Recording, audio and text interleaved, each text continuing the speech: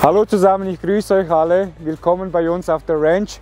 Heute machen wir eine kleine Ranch-Tour mit euch, sodass ihr ein bisschen alles sehen könnt. Ich werde links und rechts zeigen, erzählen, erklären, euch ein bisschen auch die Hunde vorstellen. Und so könnt ihr euch ein bisschen ein Bild von der ganzen Ranch machen, von der Fläche, von der Größe. Ihr könnt nicht alles sehen, weil bis wir alles ablaufen würden, würde das mehrere Stunden gehen. Aber ihr werdet euch ein ziemlich gutes Bild machen können. Wir fangen hier direkt an, da vorne ist der Eingang. Hier haben wir die erste größere Box. Das war damals übrigens der erste Kindergarten. Jetzt haben wir das hier umgewandelt für unsere verletzten, schwachen Hunde oder Hunde, die vielleicht auch mal in die Quarantäne müssen. Jetzt muss niemand in die Quarantäne, darum sind die Tore auch offen. Aber wir haben verletzte Hunde hier. Und die müssen wir besonders behandeln, mit besonderer Aufmerksamkeit. Und hier finden Sie die beste Ruhe. Hier können Sie sich am besten zurückziehen. Heute Morgen haben wir noch das Blech rangemacht, damit Sie wirklich hier maximale Ruhe haben.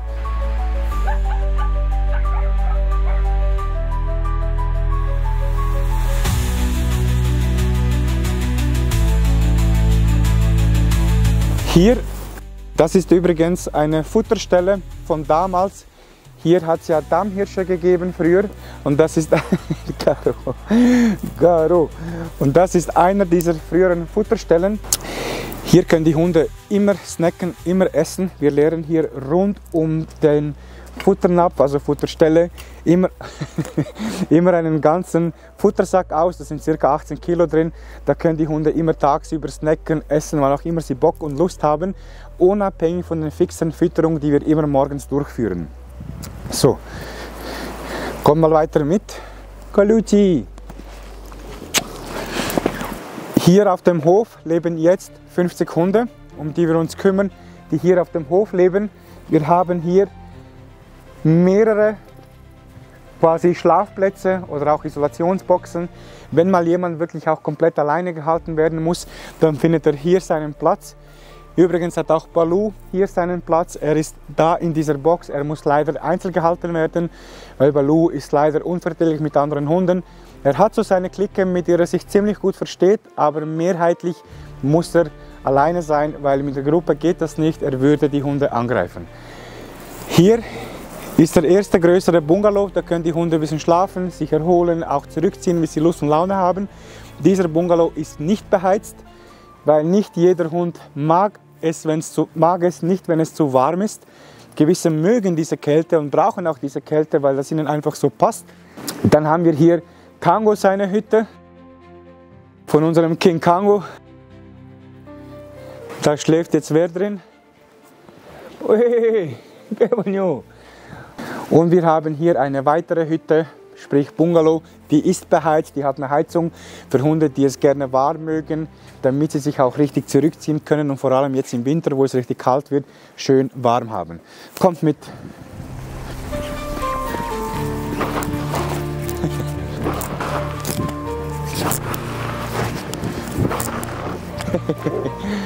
Wir können ziemlich gut rutschen. Das liegt allerdings auch daran, dass wir nirgends Salz verteilen. Salz wäre sehr schlecht für die Pfoten der Hunde. Darum verteilen wir nirgends Salz und müssen ziemlich gut aufpassen, dass wir nicht ausrutschen.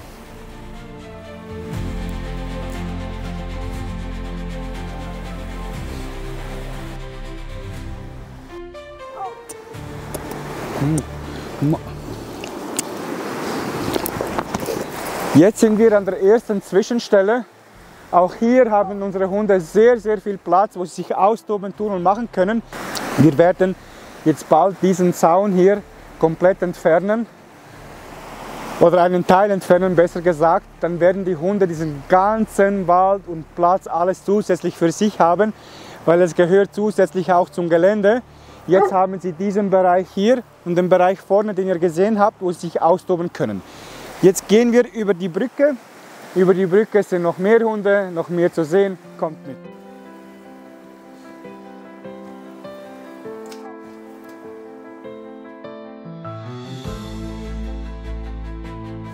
So, wir sind jetzt hier auf der anderen Seite. Hier gibt es noch viel mehr zu sehen, mehr was wir gebaut haben, noch viel mehr Hunde. Allerdings vorab werden wir uns in dieser Vorstellung viel mehr auf die Ranch konzentrieren als auf die Hunde. Nicht falsch verstehen, Leute, aber so könnt ihr viel mehr Eindrücke von der Ranch selber sehen. Allerdings, wenn wir uns auf jeden Hund noch zusätzlich konzentrieren würden, würde das Video vielleicht 5 Stunden gehen. Und heute möchten wir euch einfach die Ranch vorstellen, damit ihr einfach mal alles sehen könnt, was wir hier bis dato gemacht haben. Kommt mit! Hachko, поджечь пилет мой, а? Подуся моя мила теперь.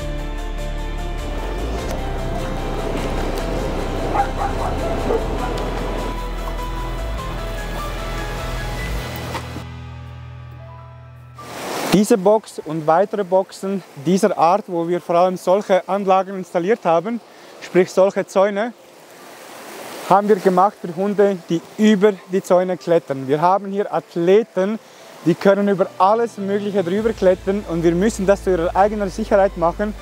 Weil das Problem ist, wenn sie drüber klettern und abhauen, dann kann alles Mögliche passieren. Sprich, sie könnten wieder überfahren werden. Hier haben wir Wald, da gibt es Bären, Wölfe, da kann jederzeit was passieren. Und deshalb müssen wir solche Anlagen zu ihrer eigenen Sicherheit bauen, damit sie nicht über die Zäune klettern. Taco, hermano. Ha? El taco dulce, moja mila. Ha? Das ist unser Hermano. Ha? Ich habe ihm den Namen Hermano gegeben, da ihn 2 Spanier, die sich gerade in Bosnien auf Tour befinden, gerettet haben. Habe ich gedacht, der Name Hermano ist perfekt. Lucia, moja mila. Das ist Hermano.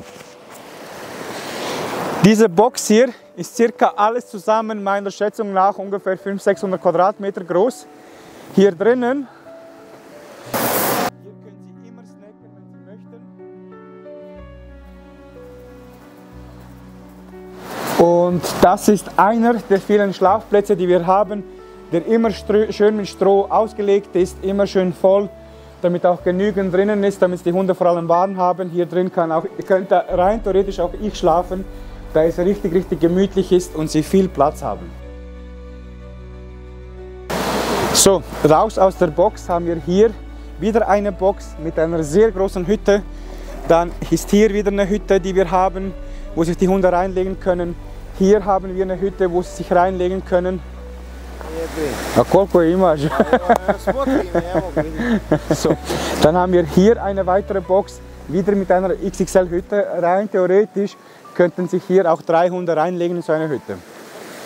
Dann haben wir hier, wo gerade Isra drin ist, das erste große Bungalow oder unser kleiner Stall. Da könnten rein theoretisch bis zu 10 Hunde reingehen, aber das sind nie 10 Hunde drin. Isra, Isra moja.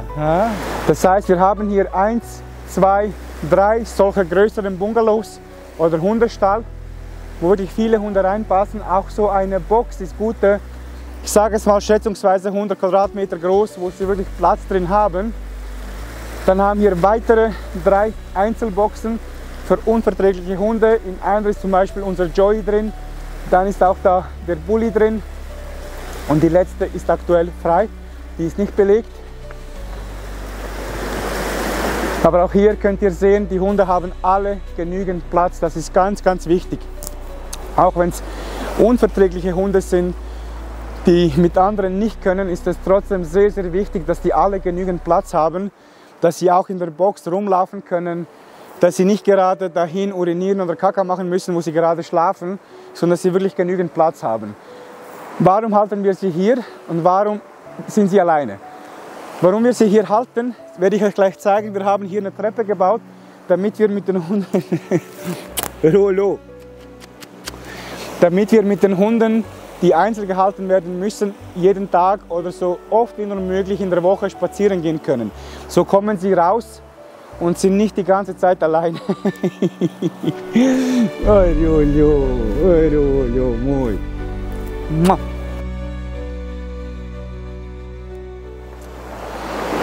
Und warum sie alleine gehalten werden, ist, weil sie eine Gefahr für die anderen sind. Und wir dürfen niemals das Leben anderer für andere riskieren. Wir müssen wirklich schauen, dass jeder das bekommt, was er benötigt, aber dass vor allem auch die Sicherheit gewährleistet ist. Das ist mir persönlich sehr, sehr wichtig. Ich zeige euch jetzt kurz die Treppe. Hier ist die Treppe, die wir gebaut haben, und ein spezielles Tor, das man natürlich öffnen kann. Und hier können die Hunde, die einzeln gehalten werden müssen, sehr schnell rauskommen und ihren Spaziergang nachgehen. Unser Hundepool, wo Rolo gerade trinkt. Im Sommer ist das hier richtig, richtig cool. Dann baden die Hunde auch drin in diesem Pool, was wir eigentlich auch extra für sie gebaut haben mit dieser Rampe. Wir werden es aber noch nachbessern, weil es leider etwas tief geworden ist und sich nicht jeder reintraut.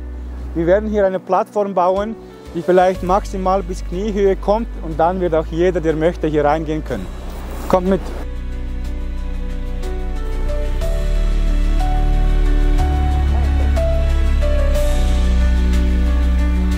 Sve ove stare direktne u starom rešitu preko, da se uzmeš i baciš gore. Jer ima je baš dosta, imaju onda još naprijed ružno izgleda, imaju ovdje, a ima pogotovo i ovdje svuđe dole toga.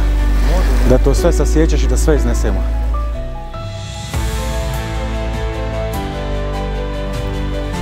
Hier haben wir eine weitere Hütte. Auch hier drin kann sich natürlich jemand zurückziehen zum Schlafen, sprich ein Hund natürlich, nicht irgendjemand. Aber hier haben wir eine weitere Hundehütte. Wir haben auf dem ganzen Areal überall Hütten verteilt, damit sich die Hunde immer in Ruhe zurückziehen können, wenn sie ihre Ruhe benötigen oder ihnen danach verlangt. Das heißt, sie können sich wirklich jederzeit so ziemlich überall hier schön zurückziehen. Jetzt gehen wir weiter.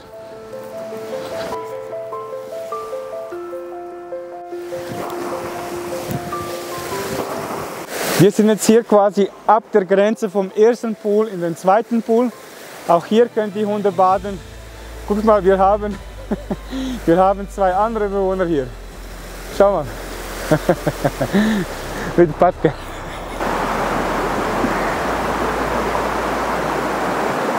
Dieser Pool hier wird aber allerdings hauptsächlich von Rocco und Malena benutzt. Die in dieser Box unten sind, werde ich euch natürlich auch zeigen. Weil im Sommer öffnen wir ihre Tore komplett, oder beziehungsweise wenn es schön warm wird. Und dann können sie sich austoben, können hier Spaß haben, baden, rennen, tun und machen, wie sie möchten, und sind hier ziemlich zufrieden. Es ist mir wichtig, euch zu erwähnen, egal was ihr hier bereits gesehen habt, noch sehen werdet, wir sind immer noch in Arbeit. In den nächsten 1,5, maximal 2 Monate, ich hoffe bis Ende März, vielleicht Mitte März, sind wir komplett fertig mit Ranch 1 bis 3. Und dann werdet ihr natürlich nochmals komplette Einblicke bekommen, wie sieht es aus und so weiter und so fort. Wie gesagt, ist hier noch die Box von Malena und Rocco, die hier drin sind. Diese Box ist auch ca. 600 Quadratmeter groß und Malena und Rocco sind hier, werden auch täglich beschäftigt, werden so gut wie täglich auch zum Spazieren gebracht, damit ihr Leben nicht nur aus dieser Box besteht. Kommt mit, wir gehen weiter. Sobald wir jetzt diese Brücke überqueren, kommen wir eigentlich zu Range 1 und 2. Opa. Hier ist unser Bereich für Mamas mit Welpen. Hier werden wir und bringen wir hauptsächlich Mamas mit Welpen unter, damit sie sich zurückziehen können und vor allem damit sie Ruhe haben und nicht gerade im ganzen Trouble sind, wo das meiste los ist, wo die meiste Hektik oder wo es am lautesten ist. Hier hinten haben sie ihre Ruhe und diese Boxen möchte ich euch zeigen. Wie gesagt, sind hier diese Boxen für Mamas mit Welpen. Wir haben 1, 2, 3, 4 Stück. Gerade ist hier noch eine Mama mit Welpen drin. Ihr könnt sehen, sie hat hier ihre komplette Ruhe. Sie kann sich hier in Ruhe zurückziehen und ihre Kinder großziehen. Dann haben wir hier auch gerade noch eine Mama mit Welpen drin. Und in dieser Box sind Ares und Elena drin. Hey Ares, Putti Ares.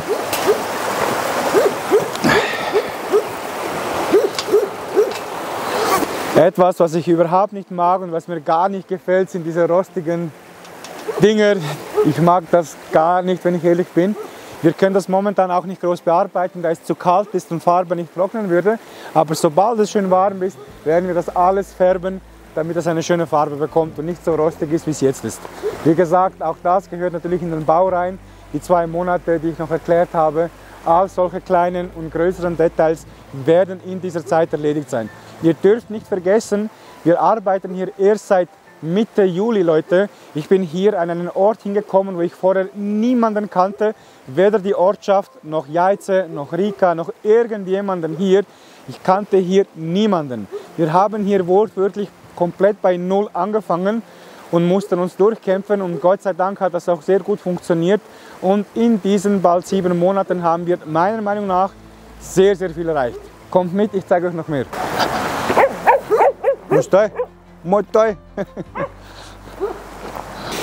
Jetzt sind wir hier quasi bei Ranch 2.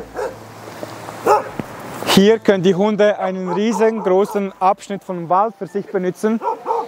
Wir haben hier viele Hütten, wir haben hier einige Bungalows, wir haben hier 2 Futterstellen und es werden noch weitere Hundehütten etc. dazukommen. Auch hier sind wir nach wie vor im Bau.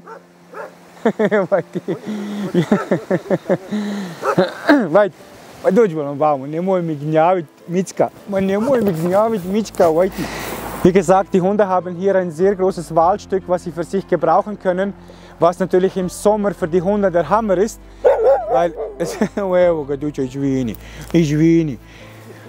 was ihnen natürlich im Sommer extrem viel Schatten bietet und sehr viele Rückzugsorte, wo sie sich schön zurückziehen können. Wir werden hier in diesem Gehege auch einen größeren Pool noch bauen, damit die Hunde im Sommer Spaß haben und baden können. Kommt mit!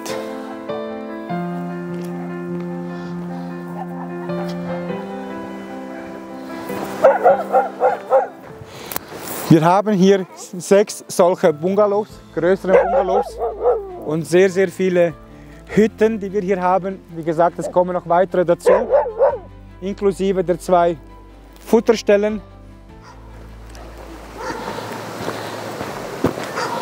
Es ist ganz wichtig, dass hier immer genügend Futter da ist. Es wird auch 2-mal am Tag ausgelegt. Einmal direkt am Morgen, wenn die Mitarbeiter kommen und das ganze Team da ist, und einmal am späteren Nachmittag. So gehen wir sicher, dass jeder hier genug gegessen hat, weil das ist uns sehr, sehr wichtig. Die älteren Hunde, die schwachen Hunde, traumatisierten Hunde, dünnen Hunde, allgemein abgemagerte Hunde bekommen nicht nur Trockenfutter, sie bekommen auch bei uns sehr qualitative Wurst. Das habt ihr bereits in einigen Posts sehen können. Und das kriegen sie auch jeden Tag, damit sie schneller stärker werden und sich vor allem erholen. Kommt mit!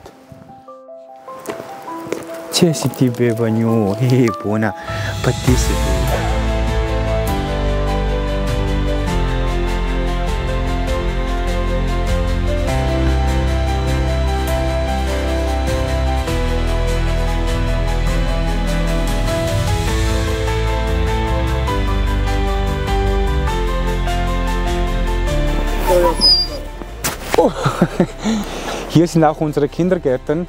Wir unterscheiden von 2 bis 4 Monate und dann ein bisschen älter, bis sie genug stark sind, damit sie auch mit den größeren, mittleren oder kleinen Hunden prinzipiell sein können. Je nachdem, was es natürlich auch für eine Rasse vom Hund ist. Aber hier und im Gehege nebendran, bzw. Box, ist unser Kindergarten.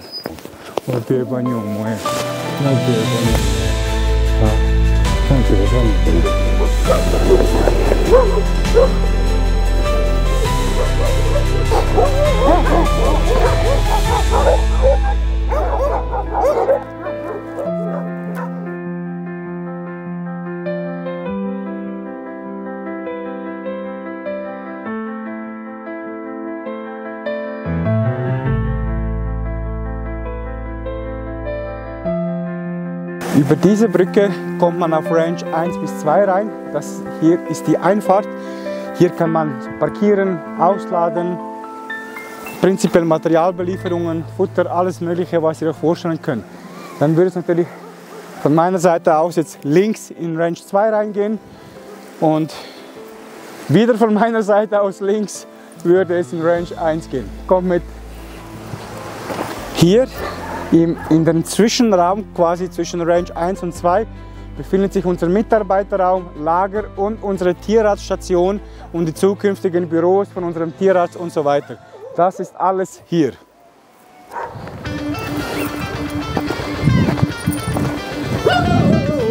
Tschüss. Tschüss. Dobro. Dobro. Dario, jel ona dobivala za kašalj? Jeste. Čes. Šta ima? De, molim te. Crna dobi veterinar već. Nema, ja hoće gore. Možete samo ove ostale zatvorite.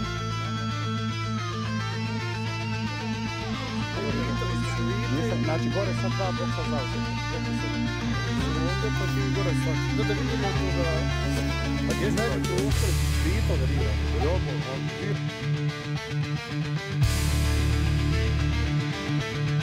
Okay. Ich werde euch jetzt unsere Tierarztstation zeigen, die immer noch im Bau ist. Ein kleiner, wunderschöner Teil ist bereits fertig, aber der große Bau steht immer noch an und wird derzeit ausgeführt. Aber ich werde es euch trotzdem zeigen, damit ihr euch mal ein Bild machen könnt, wo wir aktuell stehen und wie weit wir damit auch gekommen sind. Kommt mit! Unsere Registrierung. Hier ist unsere ID-Nummer drauf, die ist ganz, ganz wichtig. Dann hier die Bewilligung, unter anderem ist Save the Dogs BH, Udruga Zaštita Pasa, das bosnische-kroatische Wort, jugoslawische, wie auch immer, sprich die Übersetzung. Wir sind, soweit mir bekannt ist, da darf mich jemand in den Kommentaren sehr, sehr gerne korrigieren und mir erklären, wie es sonst auch gehandhabt wird, aber laut meinen bekannten Informationen sind wir mit dieser Bewilligung, die wir haben, das ist Od Ministarstva, also Ministerium in Bosnien, sind wir der einzige landesweiter bewilligter Verein in Bosnien. In der Regel gründen Vereine kantonelle Bewilligungen, weil die bekommen sie schneller und die sind in der Regel auch nicht so ein Problem. Landesweite Bewilligungen sind hingegen ein Problem, weil Bosnien ist ein sehr gespaltenes Land, auch politisch gesehen. Wir haben die RS, Republika Srpska, und wir haben die Föderation Bosnien. Und die stehen sich gegenseitig gerne im Wege, wenn es um Bewilligungen geht. Wenn man eine landesweite Bewilligung in Bosnien möchte, ist es wichtig, dass beide zusagen, sprich RS und auch die Föderation, und dann muss auch noch jeder Kanton zusagen. Erst dann hat man eine landesweite Bewilligung. Wie gesagt, ihr könnt mich gerne korrigieren, wenn ich falsch liege, aber wir sind, was mir bekannt ist, der einzige landesweite bewilligte Verein in ganz Bosnien. Und jetzt zeige ich euch, wie es drin aussieht. Kommt mit! Der Name Sudo von unserer Tierarztstation ist bewusst gewählt. Das ist für den verstorbenen Mann von unserem Teammitglied Sanala, die ein sehr, sehr wertvolles Teammitglied ist. Ich bin sehr dankbar, dass Sanala ein Teil von uns ist. Und zu Ehren von Sudo wurde die Tierarztstation so benannt. Kommt mit!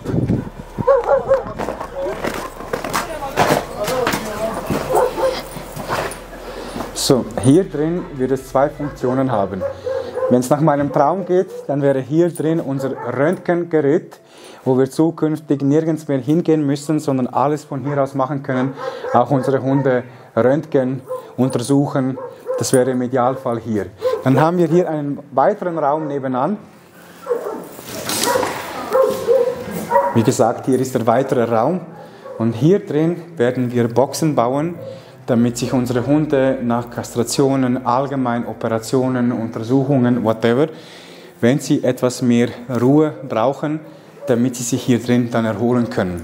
Dafür wird zukünftig dieser Raum genutzt. Und jetzt zeige ich euch die Tierarztstation. Kommt mit! Willkommen in unserer Tierarztstation. Hier in diesem Bereich allgemein werden wir unsere Hunde zukünftig baden, waschen, pflegen, Erstuntersuchungen machen. Das wird alles hier in diesem Raum sein. Hier haben wir extra quasi die große Badewanne gebaut mit Abfluss, allem Möglichen, damit wir die Hunde zukünftig auch in Ruhe baden können, prinzipiell, wie gesagt, pflegen können. Dann werden wir jetzt in den nächsten Raum rübergehen. In diesem nächsten Raum, jetzt mache ich noch kurz das Licht an, damit man was sieht. Genau.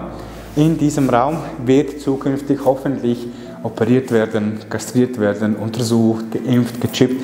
Alles, was sich gehört, wird hoffentlich zukünftig in diesem Raum sein. Und jetzt möchte ich euch noch ein kleines Special zeigen. Ihr seht ja die Lampen, die hier leuchten, und ihr seht auch die zwei Lampen hier, die nicht leuchten. Die sind bewusst hier falls wir mal einen Stromausfall haben, werde ich euch zeigen, wie jetzt die funktionieren. Jetzt werde ich euch das kurz demonstrieren. Sobald Stromausfall im schlimmsten Fall wäre, dass wir weiterhin Licht haben, nicht nur hier, sondern auch im nächsten Raum. Ich zeige euch das kurz. So, jetzt, das wäre jetzt ein kompletter Stromausfall. Wir haben kein Licht. Wir müssen weiterarbeiten. Wir können mit diesen Lampen weiterarbeiten. Und das haben wir in beiden Räumen, in diesem Raum und auch im anderen Raum. Auch in diesem Raum haben wir eine Notfalllampe.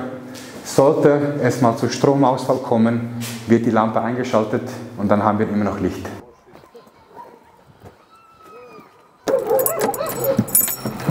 Hier in diesen Räumen werden zukünftig unsere Büros sein, zum Beispiel von unserem Tierarzt oder auch meiner Wenigkeit, auch ein allgemeines Büro. Wir werden von hier aus viel Koordination betreiben, Planung, Besprechungen und so weiter und so fort. Das werdet ihr alles hier erleben können. Zukünftig wird hier viel los sein. Wir haben hier viele Räume und ich werde euch noch viel mehr und ich werde euch auch noch mehr zeigen. Wie ihr sehen könnt, wir haben hier überall verschiedene Möglichkeiten für Büroräume, Abstellräume, einfach alles, was zukünftig benötigt wird, werden wir von diesem Haus koordinieren können. Dieses Gebäude ist uns wahnsinnig zugute gekommen. Wir mussten es quasi nur noch ausbauen. Der Rohbau war schon da, die Ziegeln waren schon da. Wir mussten nicht extrem viel investieren und können extrem viel rausholen. Und hier können wir ein bisschen rausgehen. Wir haben hier einen Balkon, wo wir einen schönen Blick auf die Hunde haben, genießen können. Aber oben ist das Ganze noch viel, viel schöner. Und das werde ich euch jetzt zeigen, wie es oben aussieht. Jetzt gehen wir hoch. Oben können wir uns noch frei austoben, was wir wie machen werden. Aber wir haben hier eine wunderschöne Räumlichkeit. Wir kommen jetzt hier ganz oben. Wie gesagt, können wir hier immer noch frei entscheiden, was wir hier machen werden.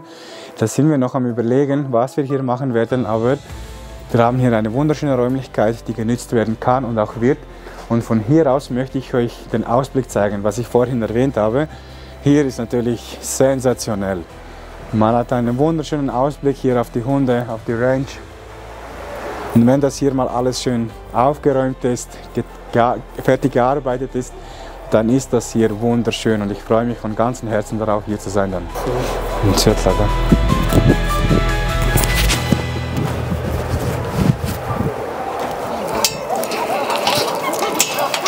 Jetzt gehen wir eigentlich in Ranch 1.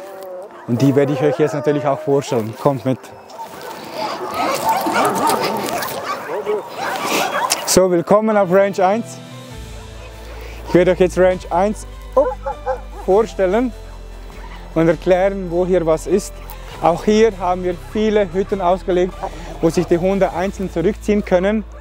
Wir haben hier eine Feuerstelle für die Hunde gemacht, wo sie sich, auch wenn sie möchten, zurückziehen können, liegen können, aufwärmen können. Diese Feuerstelle haben wir weiter unten nochmals und wir werden noch 2 weitere auf Ranch 3 bauen, wo wir zukünftig 2 weitere Feuerstellen haben werden. Auch hier haben wir natürlich die gleiche Futterstelle, die haben wir überall. Und des Weiteren haben wir hier sehr, sehr viele Hütten verteilt, sodass das wie einem kleinen Schweizer Bergdorf aussieht. Wie ihr sehen könnt, sind die Hütten hier überall schön verteilt. Was ist das?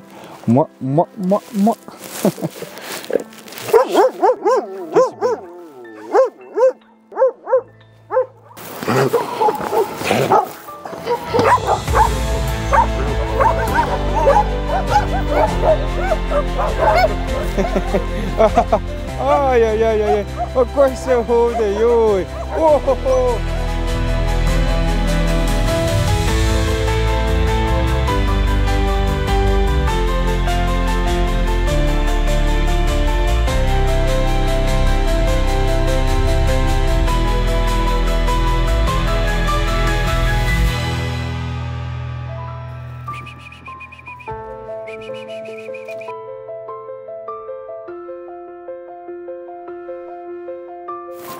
Dieses Haus, was auch schon hier stand, nutzen wir auch als Objekt für die Hunde, damit sie hier schlafen können, toben können, sich zurückziehen können. Sie haben hier sehr viele Rückzugsmöglichkeiten. Wie ihr sehen könnt, haben wir alle Räume genützt und alles schön mit Heu gefüllt, sodass sich die Hunde immer schön zurückziehen können und hier schlafen können. Überall ist beziehungsweise genügend Stroh drinnen, sodass die Hunde immer schön auch warm haben.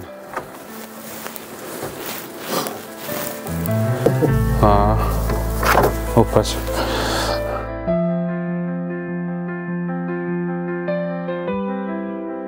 Auch hier ist überall alles schön mit Heu gefüllt. Auch hier können sich die Hunde schön zurückziehen. Wir haben auch in jedem Raum Fenster eingebaut, damit es hier nicht reinwindet, damit kein Durchzug besteht und vor allem die Hunde es schön warm haben und dass es nicht zugeschneit wird, damit kein Regen reinkommt, damit hier schön trocken ist und die Hunde es richtig schön genießen können.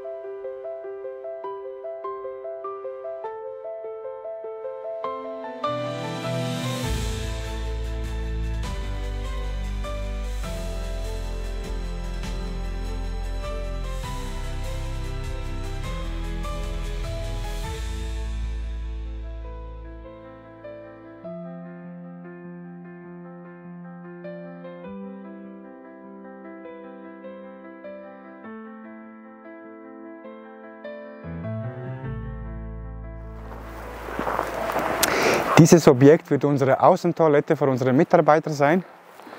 Es ist wichtig, dass wir Objekte für die Notdurft haben und diese haben wir extra hier draußen gebaut für unsere Mitarbeiter zukünftig. Es wird natürlich auch welche drinnen geben, aber vor allem auch draußen, wenn sie gerade unterwegs sind, schnell mal aufs Klo müssen, dass sie hier aufs Klo können. Hi, der Kameramann. Bruno, freut mich. Servus, Agostino, hallo. Bruno, freut mich. Ich brauche noch eine Minute und bin gleich bei euch, okay? Hier drin ist unser Strohlager. Es ist ganz, ganz wichtig, dass das immer prall gefüllt ist, damit wir genug Material für den Winter haben, damit die Hunde schön warm haben. Warum benutzen wir Stroh? Stroh benutzen wir aus diversen Gründen. Der Hauptgrund ist, es hält warm. Es kann aber auch abkühlen. Es ist pflegeleicht. Es ist, wie gesagt, auch leicht zu entsorgen.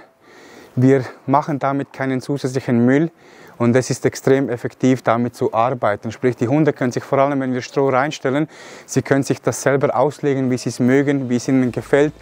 Wir arbeiten nicht mit Decken und nicht mit Betten, genau aus diesen Gründen, weil wenn wir jetzt zum Beispiel ein Bett oder eine Decke in eine Box reinstellen, wie zum Beispiel jetzt bei diesem Wetter, das wir gerade haben, mit Schnee, Regen, Matsch, dann wäre ein Bett oder eine Decke in 0, nix nass, unbrauchbar und vor allem die Hunde hätten keinerlei Nutzen davon. Mit Stroh ist das deutlich besser gelöst. So, bis bald Leute, bis ich euch wieder mehr zeige.